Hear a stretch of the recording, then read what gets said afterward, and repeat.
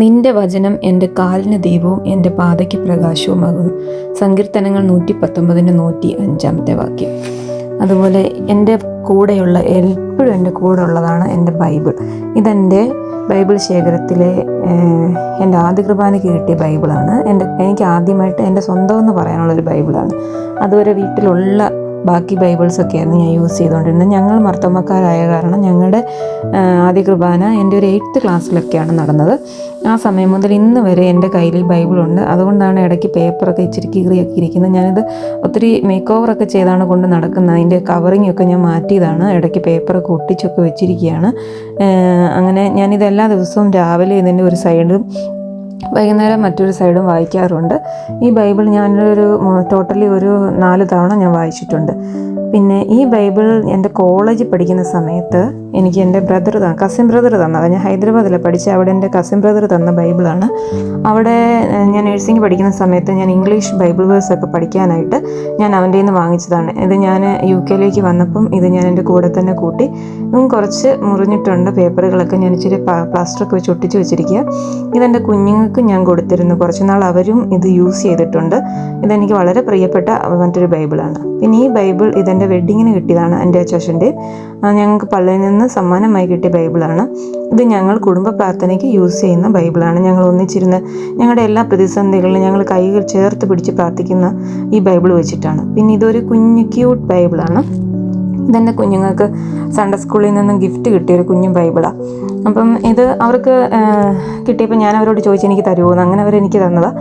ഇതിവിടെ ഞങ്ങളിവിടെ ഹാളിൽ വെച്ചിട്ടുണ്ട്. ഹോൾവേയിൽ ഇങ്ങനെ ജസ്റ്റ് വെച്ചേക്കുന്നത്. നല്ല രസമാണ് കാണാൻ. അതിലെ വചനങ്ങളൊക്കെ വായിക്കാൻ ഇച്ചിരി പാടാണ്. പക്ഷേ ഇത് നമുക്ക് ക്യാരി ചെയ്ത് നമ്മുടെ ബാഗിലൊക്കെ ഇട്ട് നമുക്ക് എപ്പോഴും കൊണ്ട് നടക്കാം. നല്ല ക്യൂട്ടായിട്ടുള്ളൊരു ബൈബിളാണ്. ഇതിൽ പിക്ചേഴ്സും വരുന്നുണ്ട്.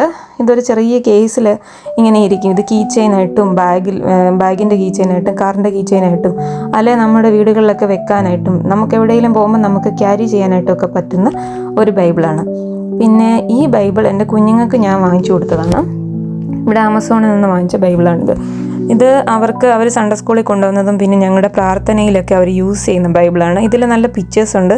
ഇത് വളരെ അട്രാക്റ്റീവ് ആയിട്ടുള്ള പിക്ചേഴ്സാണ്. അവർക്ക് പെട്ടെന്ന് കാര്യങ്ങളൊക്കെ മനസ്സിലാക്കി കൊടുക്കുന്ന പിക്ചേഴ്സാണ്. അവർ സൺഡേ സ്കൂളിലൊക്കെ പോയി ഇതൊക്കെ യൂസ് ചെയ്യുന്നുണ്ട്. പിന്നെ ഇതിലെ ലെറ്റേഴ്സ് കുറച്ചുകൂടി വലുതായ കാരണം അവർക്കത് പെട്ടെന്ന് ഐഡൻറ്റിഫൈ ചെയ്യാനും വായിക്കാനും പറ്റുന്നുണ്ട്.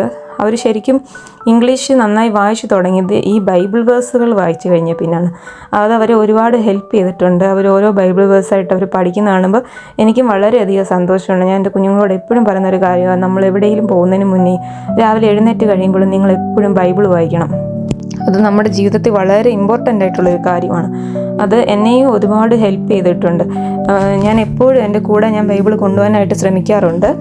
ഞാൻ എൻ്റെ കുഞ്ഞുങ്ങൾക്കും ഞാൻ സൺഡേ സ്കൂളിൽ പഠിപ്പിക്കുമ്പോഴൊക്കെ ഞാൻ കുഞ്ഞുങ്ങളുടെ അടുത്ത് പറഞ്ഞു കൊടുക്കുന്ന ഒരു കാര്യമാണ്, ബൈബിൾ ഈസ് വെരി ഇമ്പോർട്ടൻറ്റ്. പിന്നെ ഈ ബൈബിൾ അത് എനിക്ക് വളരെ പ്രിയപ്പെട്ടൊരു ബൈബിളാണ് തന്നെയാണ് ഇതും. ഇതെൻ്റെ മമ്മി വയ്യാതെ ഹോസ്പിറ്റലിൽ കിടന്ന സമയത്ത് ആ ഹോസ്പിറ്റലിലെ ചാപ്പലിൽ വെച്ച് ഞാൻ എടുത്തൊരു ബൈബിളാണ്.